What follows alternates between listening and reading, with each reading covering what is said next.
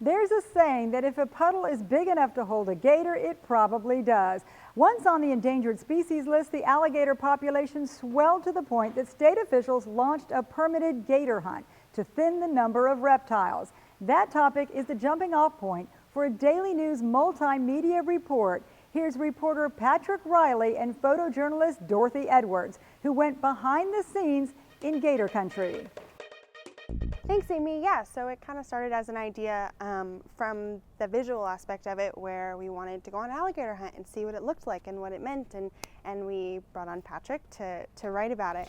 Yeah, I think the idea was that alligators in Florida are so synonymous, and we wanted to kind of look at different parts of the industry, and we came up with the idea of splitting it into 3 parts, looking at the hunt first, looking at the processing, what happens to the alligator afterwards, and then also the tourism aspect of it.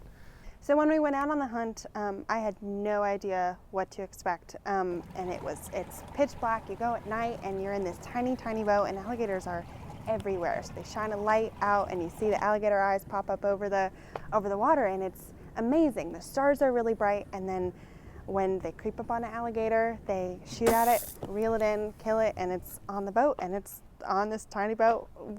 They're right there with you, next to you. It's kind of crazy.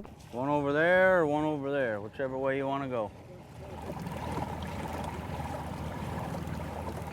They've been doing the public hunt since the late 80s, and it actually brings in a lot of money, not just for private businesses who process the alligators or who do tourism, but also for the state, which then gets used to manage the wildlife again. So it kind of is like a circular sort of approach, and yeah, it's a growing industry. It's especially with TV shows and things like that. It's becoming more popular.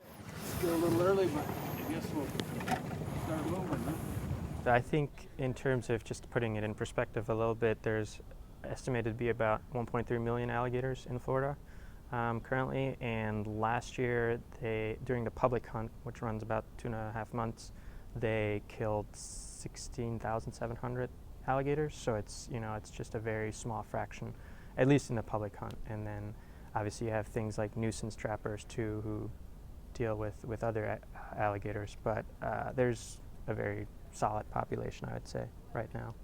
All right, guys, keep your eyes open in here. There's usually a few gators hanging out right here in this area. I see one already.